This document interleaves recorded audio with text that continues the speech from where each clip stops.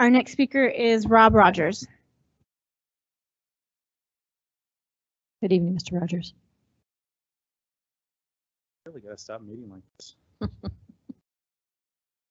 $2.05. That's apparently the going rate for school board votes these days. Or at least that's what unknown parties are willing to spend to solicit a single vote. According to campaign finance reports through November 3rd, over $92,000 was spent by or on behalf of the 3 incoming members of this board on their elections. And here's the kicker. We have no idea who the individuals were that provided 60% of that money. One of the final gifts of the Trump administration was an IRS policy change that exempted certain nonprofits from, including 501c6 trade organizations, from requirements to reveal the source of their donations. We will likely never know who invested over $50,000 in our local school board race, but I suspect that it wasn't parents. I would strongly recommend the current board members schedule a meeting with Lynette Crow Iverson and the rest of the Colorado Springs Forward leadership at your earliest convenience.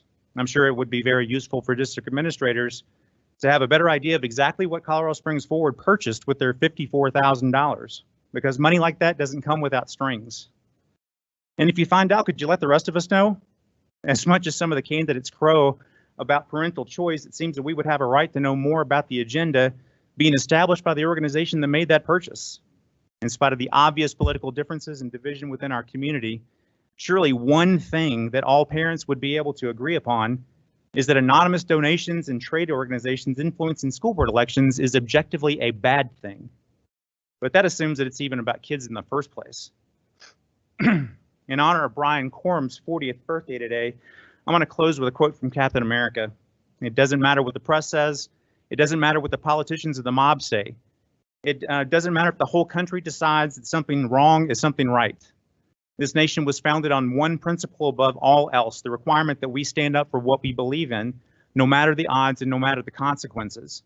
When the mob and the press and the whole world tell you to move, your job is to plant yourself like a tree beside the river of truth and tell the whole world, no, you move.